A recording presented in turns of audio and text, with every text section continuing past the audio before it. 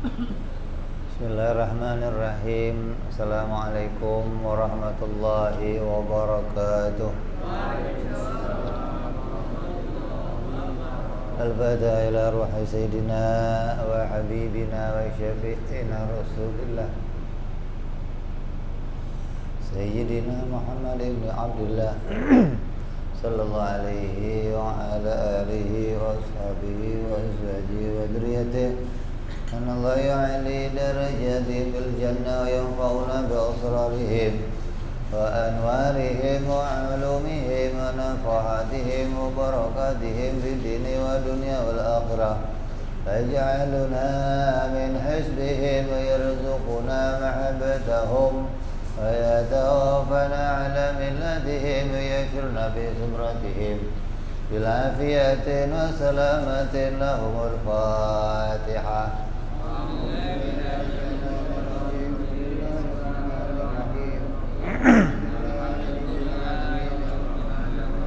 مالك يوم الدين إياك نعبد وإياك نستعين اهدنا الصراط المستقيم صراط الذين أنعمت عليهم غير المغضوب عليهم ولا الضالين آمين.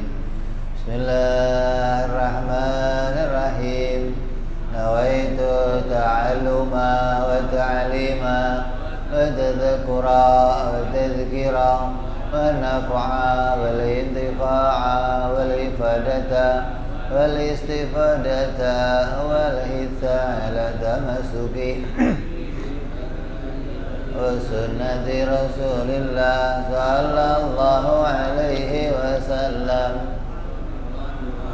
إلى الهدى ودلالة على الخير لقاء مرضاته وقربه وثوابه وحسن الخاتمة مع اللطف والعافية وصلاح العاقبة. Kapan jadinya mejanya Ujang? Aduh. Bismillahirrahmanirrahim. Alhamdulillahirabbil alamin. Wassalatu wassalamu ala asyrafil anbiya'i wal mursalin Sayyidina wa habibina wa syafi'ina wa maulana Muhammadin wa ala alihi wa sahbihi ajma'in. Amma ba'du. Qala musanniful kitab rahimahullahu wa nafa'ana bihi wa bi'ulumi fid darain. Allahumma aftah qulubana futuhal arifin wa bihidmatika wansur alaina birahmatika ya arhamar rahimin.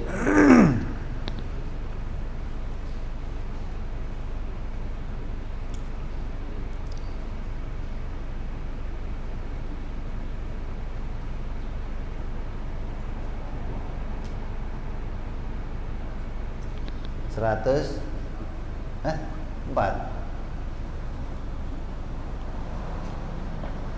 Idzal tabasa alaika amroni fandur atqalahuma ala nafsi fattabi'hu fa innahu la yashkulu alaiha illa ma kana haqqan.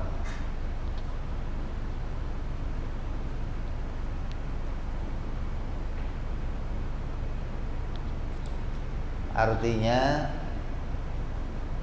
jika ada dua hal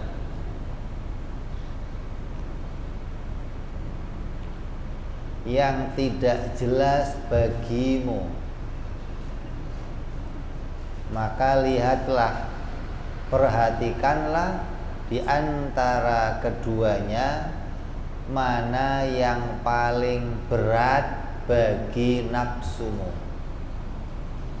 Lalu ikutilah yang paling berat itu, sebab tidak akan terasa berat bagi nafsu kecuali itu sesuatu yang benar.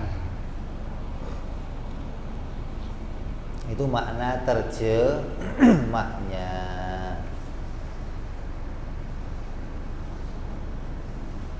Apa maksudnya?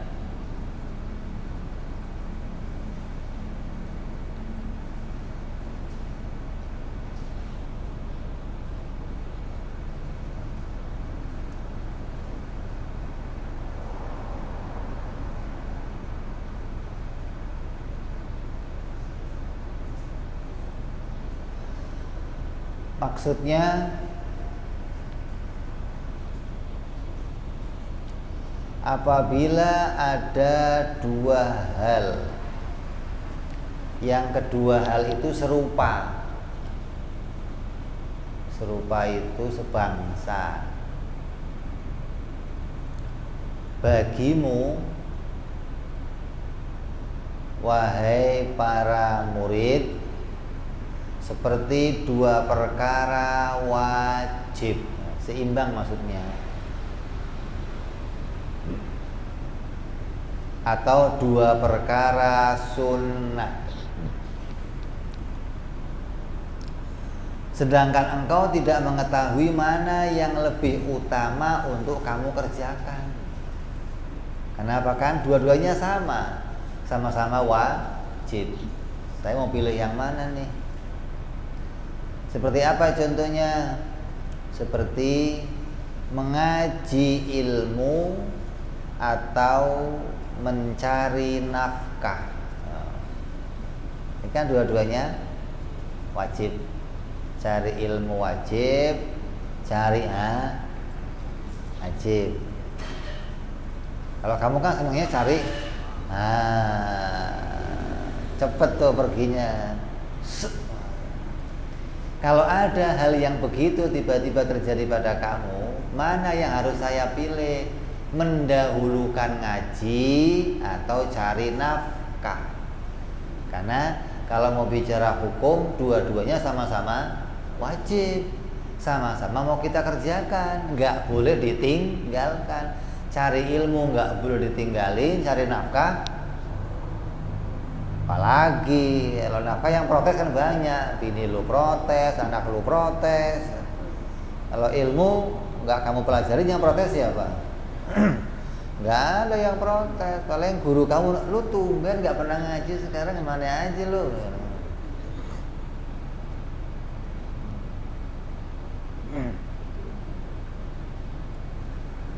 Maka ketika terjadi yang demikian, memilih antara ngaji ilmu yang wajib atau mencari nafkah bagi anak istri, padahal kedua-duanya sama-sama hukumnya wajib, dan engkau tidak mengetahui mana salah satu di antaranya yang harus kita pilih, mana yang lebih baik yang untuk kita pilih.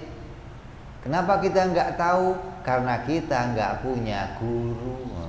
Karena kamu nggak punya guru thoriqoh, nggak punya guru mursyid. Kalau guru mursyid bisa ini jalan, udah jalan. Karena guru mursyid menentukan nanti cara amal kita, mana yang mau kita pilih, itu guru mursyid yang nentuin. Kayak Nabi Shallallahu Alaihi Wasallam itu guru mursyidnya para sahabat, itu Nabi. Ingat Nabi yang nentuin, sahabat suruh kamu begini amalnya, kamu begini amalnya, kamu begini amalnya. Itu Nabi yang nentuin, namanya guru mursyid. Seperti sahabat Abu Bakar radhiyallahu an. Sahabat Abu Bakar itu kalau ngaji Quran pelan, Bismillah, untuk sendiri. Sementara Sayyidina Umar kalau ngaji keras, orang semua dengar semua. Ditanya sama Nabi, kamu kalau ngaji pelan kenapa Abu Bakar? Quran ini kan barang baik ya Rasul, barang suci, barang bener. Maka saya nggak mau semua orang menjelekkan dia. Saya takut kalau orang lain dengar nanti menjelekkan dia, dianggap barang yang nggak baik. Maka saya udah buat sendiri yang tahu-tahu aja lah. Oh gitu. Umar ditanya, sini saya Umar, ini kenapa kok kencang-kencang? Ini barang bener ya Nabi, semua orang harus tahu. Loh, lain nih. Ini sama-sama baca Quran, caranya beda. Yang satu bacanya kencang, gara-gara pengen syiar biar orang lain pada tahu. Yang satu, jangan, ini barang baik, nanti kalau yang lain menghina gimana gitu. Kata Nabi, ente baca dengan cara begitu menurut siapa? Ya menurut saya sendiri ya Rasulullah, kan pakai caranya sendiri kan. Maka kata Nabi, mulai sekarang Umar, kamu baca Quran pelan, Abu Bakar kamu kenceng. Nah, bingung dia, ini kok jadi begitu, kenapa? Jangan beramal pakai caranya sendiri, harus pakai caranya ulama, caranya guru, caranya. Karena kalau kamu pakai cara sendiri, ya keuntungan kerugiannya kata kamu gitu loh, bukan kamu tahu benar atau enggaknya. Jadi guru mursyid itu bisa menentukan mana yang bisa kamu lakukan. Lah ketika nggak punya gimana? Nah, sekarang saya punyanya mursyidin doang, adanya nggak ada guru mursyid. Kalau mursyidin ada tetangga saya,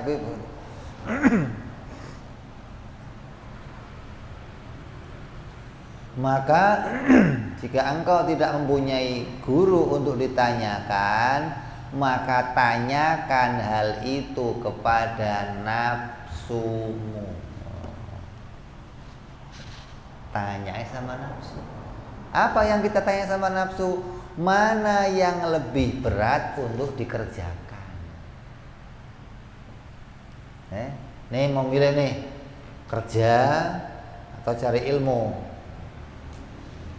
Terus kamu di jalan nanya sama nafsu, yang berat untuk nafsu mana?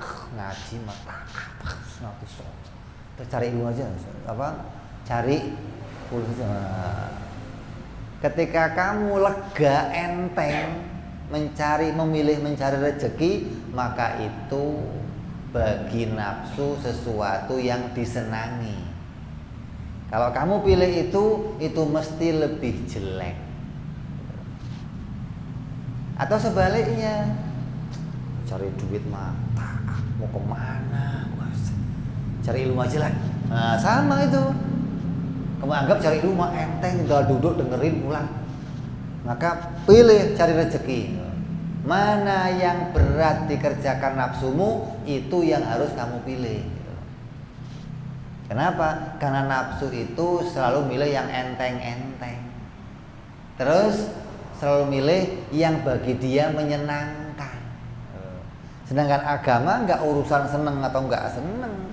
Mana yang harus dikerjakan, itu yang kamu lakukan. Mau itu berat, mau itu susah, itu yang harus kita pilih. Jadi caranya gimana? Tanya nafsu mana yang berat. Kamu milih lagi antara dua hal, dua perkara sunnah. Nah, contoh lain tuh. Contoh yang sunnah seperti apa contohnya?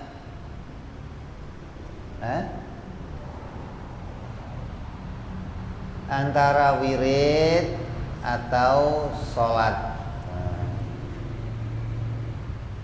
Saya milih wiridan atau sholat. Saya milih puasa Senin Kemis atau wiridan. Ini sama-sama sunnah nih.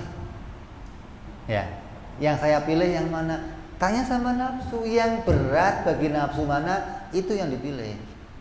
Karena mesti itu yang terbaik kamu kerjakan.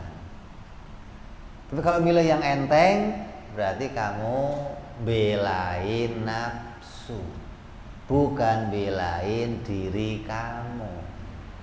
Karena nafsu pasti cari yang enteng. Nafsu pasti cari yang gampang-gampang. Maka ketika kamu milih yang demikian, kamu belain nafsu kamu berarti. Maka tanyakan hal itu pada nafsumu, mana yang lebih berat untuk dikerjakan oleh nafsu, maka itulah yang lebih baik dan lebih benar kamu ikuti. Jadi kerjakan yang lebih berat bagi nafsumu dan tinggalkan perkara yang lebih ringan. Ketika kamu gak punya guru, inilah caranya menimbang antara dua perbuatan, mana yang mau kita pilih. Kan kamu sering nanya kan, ini mau kerja, mau cari ilmu ya. Kalau pilihannya ini sholat apa tidur, itu bukan pilihan. Itu mah bukan pilihan, wajib sama. Kalau wajib nggak dipilih lagi. Ini ada wajib sama wajib gitu loh. Kalau wajib sama sunnah milih mana? Ya wajib gitu. Jangan udah sunnah aja lah. Lebih parah lagi. Ini wajib sama wajib, kamu milih yang mana? Gitu. Kalau bedanya wajib sama sunnah gimana? Ya milih yang wajib dong. Gimana sih? Tapi yang wajib berat lah, itu memang begitu. Yang berat itu harus kita pilih. Nah kalau wajib sama yang nggak wajib, ya jangan dipilih. Tidur sama sholat milih mana? Ya lu gila kalau itu jadi pilihan. Bukan pilihan itu namanya. Maka tinggalkan perkara yang lebih ringan, kerjakan perkara yang berat untuk nafsu. Inilah cara menimbang amal perbuatanmu ketika terdapat kesempatan yang serupa pada dua buah amal yang dua-duanya sama-sama wajib. Contoh lainnya, engkau bingung memilih antara menyibukkan diri dengan mengaji ilmu fardu atau mengikuti thariqah ulama, mengamalkan wirid. Kalau engkau tidak mengetahui salah satu di antaranya, maka yang lebih utama adalah melihat mana yang lebih menyenangkan bagi nafsumu, lalu tinggalkan itu. Milih wiritan atau milih ngaji, milih wiritan atau milih maulidan, milih wiritan atau milih ziarah kubur, milih wiritan atau milih, mana yang mau kamu pilih? Tanya sama nafsu kamu, yang lebih berat yang mana, gitu loh. Yang paling kamu senangi yang mana, tinggalin. Yang paling gak kamu senangin, itu pilih. Kalau kamu mau cari bener, bukan mau cari seneng. Kalau cari seneng ya pilih aja sendiri yang lu seneng mana, kerjakan.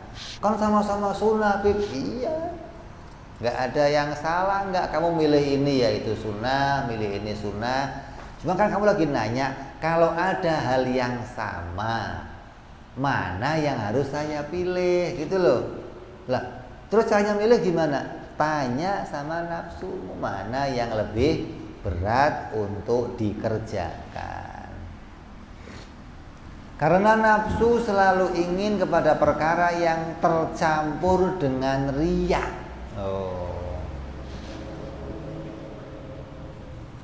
Nafsu biasanya susah diajak sholat tahajud. Kok tiba-tiba nafsu itu ngajak kamu tahajud? Kamu harus cari tahu. Tumben lo ngajakin gua tahajud. Ada apa nih? Tiba-tiba kok pingin tahajud? Harus kamu cari tahu tuh. Jangan tahajud. Jangan. Kenapa? Nafsu itu cenderung kalau ngerjain sesuatu mesti cari keuntungan. Apa keuntungannya? Bisa dipuji orang, bisa diliatin orang, bisa mau cari keuntungan yang lain. Gak ada nafsu yang murni tiba-tiba, gak ada. Kamu contohkan diri kamu sendirian lah di rumah, gak ada orang, gak ada apa. Kamu ngapain? Tidur paling. Wiritan dong, berat banget wiritan. Gak ada orang masalahnya, coba ada orang, cepat wiritannya, sejadah. Jadi kamu harus tahu nih, ini nafsu ini kalau mau ngerjain apa-apa cenderung milih yang ada campurannya riya, atau diliatin orang, atau untuk berbangga diri pada orang lain, untuk menunjukkan kehebatan. Itu mesti jadi pilihan nafsu. Kalau yang nggak ada itu semua, mesti nafsu berat. Nggak bisa riya namanya, nggak bisa takabur, nggak bisa ujub, nggak bisa sombong. Kok kamu pilih? Mesti nafsu berat. Ngapain sih milih yang itu? Nafsu nggak punya keuntungan masalahnya. Ini bicaranya bagi orang yang sudah bisa memisahkan diri antara dirinya dan nafsunya. Kalau kamu masih jadi satu ya susah. Jadi kita dalam nafsu itu dua hal. Kata ulama, kalau kamu pengen dapet nikmatnya ibadah, kamu harus bikin dinding yang tinggi antara kamu dan nafsumu. Kalau kamu belum bikin dinding yang tinggi, kamu belum akan dapat nikmatnya ibadah. Sholat mah sholat, tapi nikmat gak ada. Kenapa? Yang dicari ada riyaknya, ada ujubnya, takaburnya, pengen dapat ini. Tapi ketika sudah dipisah antara nafsu, baru tuh ada yang nikmat dalam ibadah. Kenapa? Karena nggak tercampur itu semua. Selagi belum dipisahkan, nggak bisa mendapatkan kenikmatan ibadah yang murni.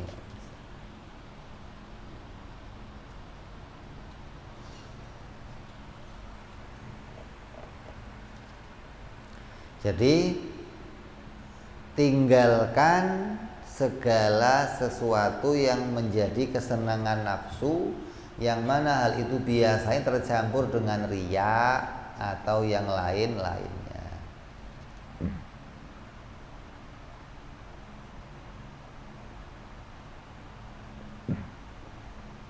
Atau ada cara lain, ibarah lain. Kalau tadi nanya pakai nafsu kan, nah, ada ulama ngasih ibarah lain, ada cara lain, nggak usah nanya menafsu apa. Bagaimana kamu menggambarkan diri kamu kalau kamu itu mau mati? Gambarkannya. Andai saya sekarang ini mau mati, amal manakah yang ingin kamu jadikan amal terakhir kamu? Mamanya ini ada dua pilihan nih, cari ilmu sama cari nafkah. Mana yang baik? Ketika tanya sama nafsu, cari ilmu mah pusing, nggak dapat apa-apa, duduk doang, udah cari rezeki aja lah. Itu kalau nafsu. Nah, bisa pakai cara lain apa? Nanya sama diri kamu sendiri. Andai itu amal terakhir kamu, yang kamu pilih yang mana? Cari nafkah atau mati lagi buka kitab, mati lagi ngaji, mati lagi cari ilmu kepada Allah? Mana yang kamu pilih? Nah, kalau kamu punya jawaban, nah itu yang kamu pilih. Kenapa? Itu yang jadi terbaik, yang akan menemani kamu pada akhir kematian kamu. Jadi ada cara untuk bisa memilih antara dua amal kalau kita bingung menentukan salah satu. Memilih yang mana nih? Coba tanya, andai ini amal terakhir saya, amal mana yang mau saya pilih untuk menemani kematian saya? Kan orang pasti pilih amal yang terbaik, nggak pingin mati dalam keadaan punya amal yang nggak baik, mati dengan amal yang dicampuri riya namanya, mati dengan amal yang dicampuri ujub, takabur. Kita nggak mau kan? Saya pengen saya mati dengan amal yang ikhlas, yang baik kepada Allah.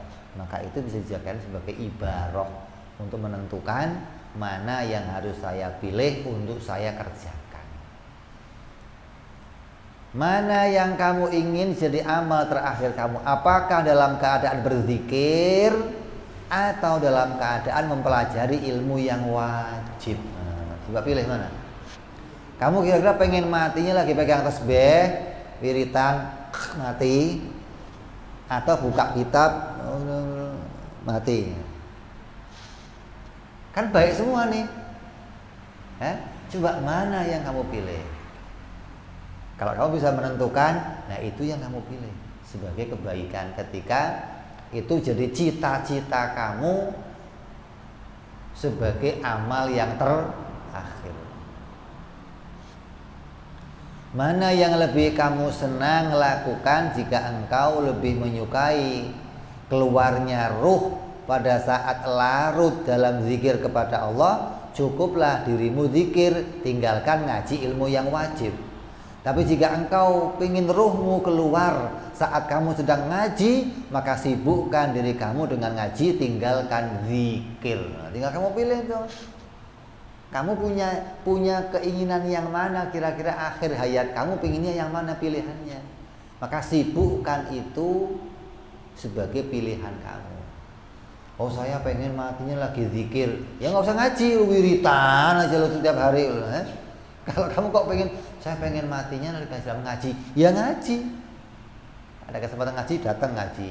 Kok sana taklim sono. Kalau taklim. Kenapa? Sana pengen pas saya mati saya lagi nyender dengerin ilmu mati. Makanya kalau datang ke tempat pengajian, jangan cuma cari posisi yang PW, pegang kopi, pegang rokok, paling ngantuk doang, lu mati sambil ngerokok. Apa enggak berat tuh? Walaupun di majelis taklim, matinya mati lagi PW, maksudnya duduk sini enak nih kayaknya. Makanya para habaib kalau ngaji kumpul di tengah semua, dupa dibakar, wangi-wangi disebar, apa? Malaikat kumpul semuanya. Kalau kita kan nggak cari tempat masing-masing, yang paling alih yang mana? Bosono aja dah, ya atur aja lah, yang penting kupingnya dipasang. Jadi ada dua macam ibarah. Kamu mau pakai ibarah yang mana? Mau nanya sama nafsu kamu atau mau nanya sama kemuliaan kamu? Saya pengen mati dalam keadaan mulia. Yang mana yang mau kamu pilih? Mati dalam keadaan taklim atau mati dalam keadaan zikir? Pembahasan contoh-contoh di atas, selain belajar dengan ilmu yang hukumnya fardhu ain, mengetahui ilmu yang zahir. Fardhu ain kan banyak, seperti mengetahui ilmu tentang sholat, ngaji tentang Fatihah, hukumnya apa? Wajib.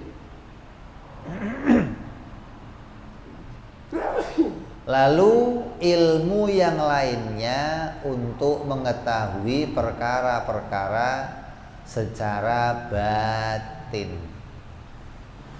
Ada ilmu yang zahir, ada ilmu yang batin.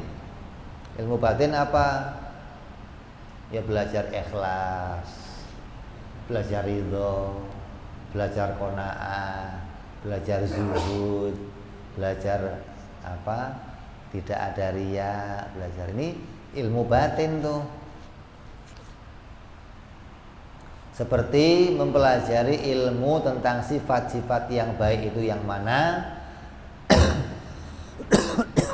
dan sifat-sifat yang jelek itu yang mana.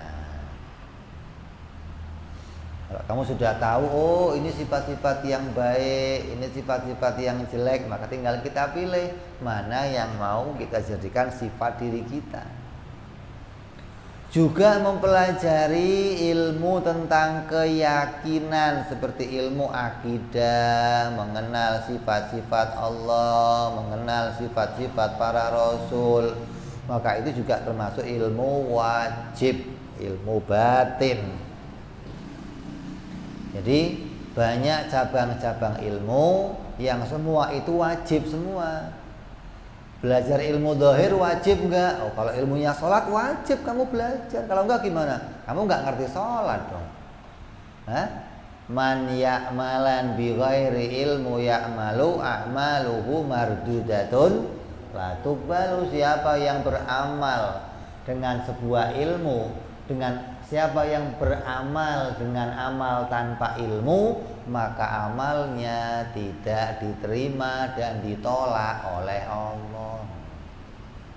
Maka saya sering lihat orang wudhu spesifik, nggak ngerti sininya basah atau enggak diperhatiin sama dia. Yang penting wudhu basah, kaki kena air,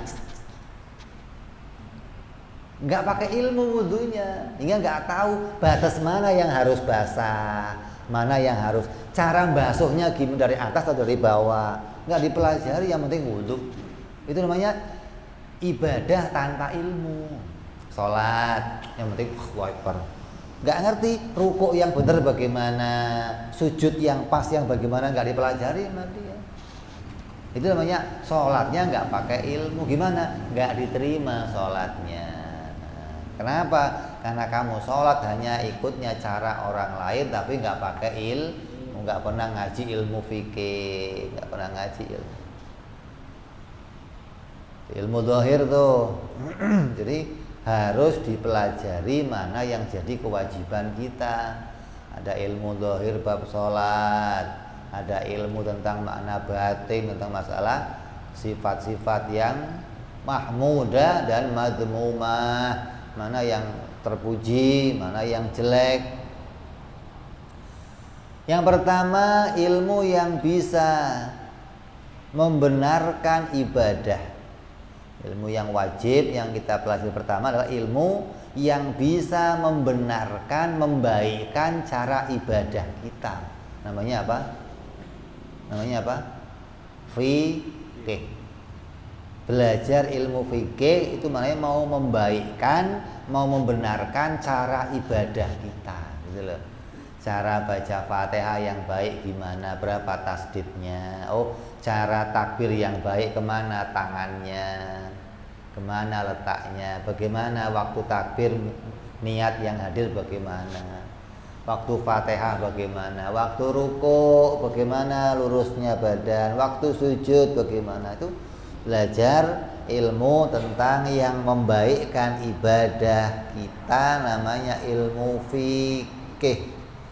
Wajib nggak hukumnya? Wajib. Nggak belajar ini, wah rusak amal kamu. Jadi kamu sholat nggak pakai ilmu, haji nggak pakai ilmu, zakat nggak pakai ilmu, rusak itu jadinya. Terus yang kedua, ilmu yang bisa membenarkan keyakinan. Bagaimana saya punya keyakinan yang benar, i'tiqad yang benar, namanya ilmu tauhid. Ini wajib dipelajari juga. Kamu nggak belajar ini, i'tiqad kamu rusak, i'tiqad kamu berantakan, i'tiqad kamu bisa ikut orang-orang di luar ahlus sunnah wal jamaah. Wajib. Malah sampai dikatakan dalam kitab apa? Busyrul Karim, kitab fikih pedoman Syafi'iyah.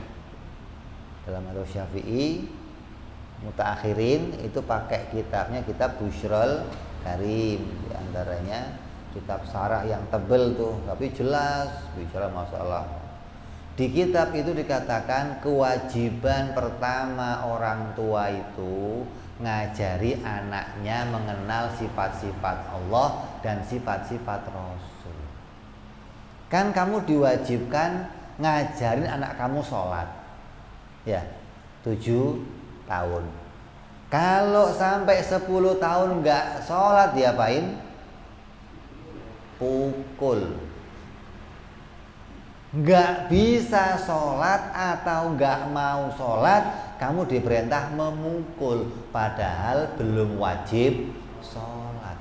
Begitupun ngajarin akidah dari kecil.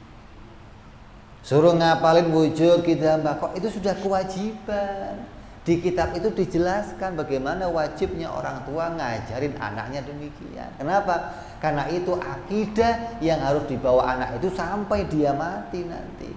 Kalau sejak kecil nggak ditanamkan, nggak akan bisa tertanam dengan baik. Apa-apa yang kita tanam dari kecil itu nggak lupa sampai tua. Coba saya mau nanya, ente pernah lupa nggak lagu balonku ada 5? Saya mau nanya, lu pernah lupa nggak? Sampai lu mati hidup lagi nggak lupa lu. Kenapa? Dari bayi belajarnya masalahnya, tercetak di pikiran kamu. Makanya kalau anak-anak dari bayi dari kecil tercetak cara sholat, cara ibadah, akidah, itu sampai tua nggak akan lupa, gitu loh. Kenapa sejak kecil kita suruh nyetak itu pada pikiran anak-anak kita agar itu nggak terlupakan lagi sampai dia gede. Lah coba udah gede, lu baru belajar, saya mau nanya, ente masih hafal Pancasila enggak?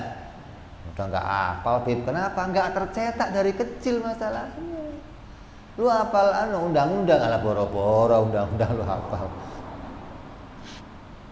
Tapi sesuatu yang tercetak dari bayi itu akan terus dihafal sama mereka. Maka ini kewajibannya orang tua mencetak itu semua pada anak-anaknya. Jangan sampai nanti gampang suruh belajar sendiri aja. Iya, emang itu kewajibannya mereka sendiri, tapi orang tua punya kewajiban mengajarkan kepada anak-anaknya. Kalau enggak bagaimana? Orang tuanya kena dosa. Anaknya hidup tinggal di samping dia tapi nggak dikasih ilmu pelajaran. Sekolah piano 2 juta, les matematika 1 juta, les bahasa Inggris 3 juta. Tajwid ngerti? Nggak ngerti, Pak. Nah, ini yang berat. Fatihah bisa? Belum bisa, Pak. Tanya, coba niatnya sholat duhur gimana?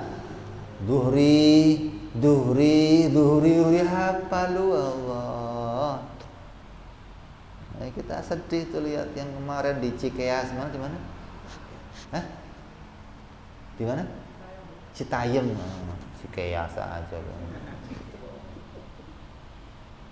Citayam. Sampai sekarang kan masih di iklan, saya masih banyak lihat iklannya. Yang menang dikasih hadiah 10 miliar, bayangkan nanti. Wah, apa enggak disebar iklannya itu? Yang LGBT, yang LGBT, yang semacam-macam kumpul jadi satu. Anak-anak kita disesatkan oleh mereka, oleh sistem yang sudah dicetak dari dulu. Sistemnya orang-orang Israel, Yahudi. Enggak rela kalau umat Islam itu selamat semua, lempeng semua, benar semua. Mereka enggak rela. Mereka pingin gimana umat Islam hancur, rusak. Itu yang dipelajari. Ya, jadi yang pertama yang wajib ilmu tentang amal dohir, sholat, puasa, haji, zakat, bagaimana tata cara tentang ibadah, membenarkan makna ibadah. Yang kedua, ilmu tentang bagaimana membenarkan akidah, yaitu ilmu tauhid. Yang ketiga, ilmu apa yang wajib dipelajari? Ilmu tentang bagaimana membenarkan hati. Bagaimana membersihkan hati dari sifat-sifat yang tercela, bagaimana menempelkan ke hati, menyematkan ke hati, mencetak ke hati sifat-sifat yang mulia. Namanya ilmu tasawuf.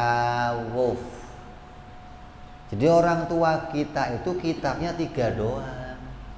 Fikih paling Safinah, Tauhid sifat 20. Tasawufnya ikut para guru-guru, bagaimana cara wiridnya, bagaimana caranya suluk kepada Allah, bagaimana cara. Kalau di kitabnya Sulam Taufik lengkap tuh. Udah fikihnya ada, tauhidnya ada, tasawufnya ada, lengkap Sulam Taufik. Satu kitab ada semua di situ. Ada ilmu tauhid, ada ilmu fikih, ada ilmu tasawuf. Lah, sekarang ini rata-rata orang suka loncat. Apa? Dari ilmu fikih langsung ilmu tasawuf, nggak lagi nyenggol-nyenggol tauhid. Padahal ada yang wajib yang harus dikerjakan tapi ditinggalkan, lebih milih wiritan. Padahal ada kewajiban yang harus dikerjakan. Maka ketika datang pilihan ini, mana yang kamu pilih? Ya tanya sama diri kamu, mana yang harus kamu pilih. Ketika kok, wah ini yang enak mau wiritan aja lah. Ya, wiritan berarti dianggap itu sebagai sesuatu yang enteng oleh nafsu kamu. Kenapa? Itu yang dipilih sama nafsu. Jadi 3 macam ilmu ini yang harus kita pelajari. Seseorang yang belum mempelajari 3 ilmu tersebut, maka tidak diperkenankan mengikuti thariqah para ulama dengan cara apapun. Belum bisa tahu cara membersihkan hati, bagaimana membuang sifat-sifat yang jelek, maka tidak diperkenankan ikut thariqah, memperbanyak wiritan dengan cara apapun. Sebab tanda-tanda orang yang mengikuti hawa nafsu adalah bergegas melakukan ibadah sunnah, bermalas-malas melakukan ibadah wajib. Ukurannya itu, gitu loh. Kenapa kok nggak boleh? Lah, wirid hukumnya apa? Sunnah. Ngaji wajib, gitu loh. Nah, kalau kamu milih yang sunnah, berarti bukan pilihan. Pilihan itu antara sunnah dan sunnah. Mana yang mau saya pilih nih? Ada wajib sama wajib. Mana yang mau saya pilih? Kalau ada wajib sama sunnah, ya bukan pilihan. Mestinya milih wajib dong, gimana? Sholat, salam. Lagi sholat, ada tamu. Assalamualaikum. Habis sholat, salam. Milih wiritan apa nemuin tamu? Kenapa? Wajib wiritan. Oh, ini kan thariqah udah bertahun-tahun nggak saya tinggal. Suruh tunggu dulu. Wah, ini marid namanya. Gitu loh. Jadi kamu harus tahu nih yang mau saya pilih yang mana. Oh, wajib. Yang sunnah tinggalin, kerjain yang wajib. Gitu loh. Jadi kalau kamu bisa memilih antara keduanya, maka kamu akan tahu mana yang bisa dipilih oleh nafsu. Nafsu itu selalu pingin yang enak-enak. Nafsu itu selalu pingin yang menyenangkan, yang dia bisa mendapatkan andil. Kayak ginilah. Kamu mengerjakan sesuatu, kamu yang capek, kamu yang keringetan, kamu yang bontang-banting ke sono kemari. Begitu kamu ngerjain selesai,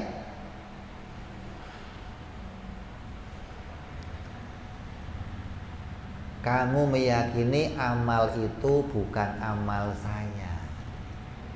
Amal itu bukan muncul dari diri saya. Maka saya nggak bisa membanggakan amal itu. Saya nggak bisa menjadikan amal itu sebagai amal yang saya pamerkan untuk orang lain. Itu ketika kamu bisa ngomong begitu, itu nafsu kamu nggak terima. Kenapa? Karena nafsu merasa saya ikut andil di situ, ikut capek di situ, ikut berjuang di situ, hingga nafsu mau punya keuntungan apa? Paling nggak ada yang muji saya lah, paling nggak ada yang ngalem saya lah, paling nggak ada yang like jempol untuk saya lah, paling nggak. Kalau nggak ada, nafsu nggak mau ngerjain. Gitu loh. Jadi nafsu itu selalu pinginnya ikut andil, entah itu dipuji, entah itu dialem, entah itu itu selalu begitu. Ketika ini masih ada, ya kamu harus antisipasi. Makanya disuruh milih ketika ada 2 pilihan, mana yang harus kita pilih, mana yang harus kita lakukan. Jangan sampai nanti kita malah memilih sesuatu yang nggak sesuai dengan apa yang jadi jalan kita. Ya, selagi pilihannya mengerjakan yang wajib, sama-sama wajib, maka ketika kamu mau milih, tanya. Nanya sama siapa? Yang utama nanya sama guru. Kalau kita punya guru mursyid. Ketika nggak ada gimana? Tanya sama nafsu. Mana yang berat untuk nafsu, itu yang kita pilih. Yang ketiga, tanya sama diri kita.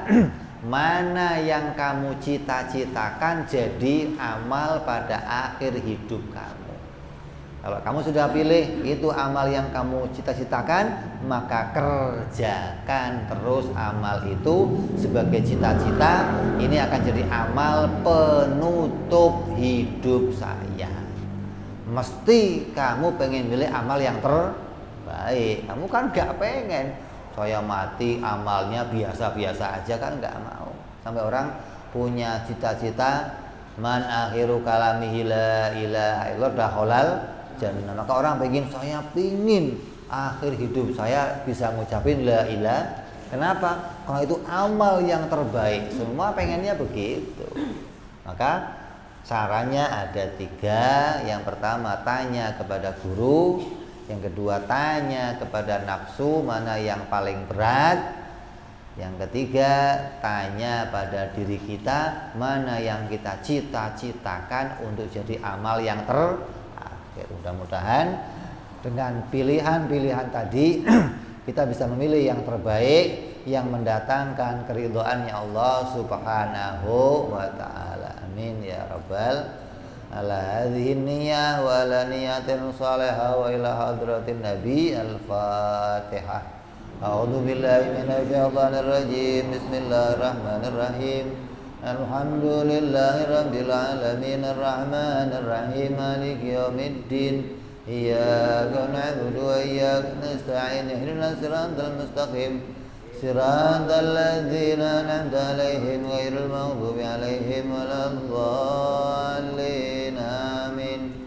Ya Rabbana i'tarafna bi annana iktarafna wa annana azrafna 'ala ladha ashrafna fatub 'alaina taubat taghsil kulli hauba wa zurna aurati wa amin rawati wa ufir li walidina rabbi wa mauludina wal ali wal ihwani wa sairil hillani wa kulli di mahabbah au jiratin au suhbah al muslimina ajma' amin rabbi isma' fadlan wa ajudan manna la biktisabi minna bil mustafa rasuli nada bi kulli suli salla wa sallam rabbi alaihi andal habbi wa alihi wa sahbi idada ta'si suhbi walhamdulil ilahi fil bad'i wa tanahi subhana rabbika rabbil izzati amma yasifun salamun alal mursalin walhamdulillahi rabbil alamin. Assalamualaikum warahmatullahi wabarakatuh.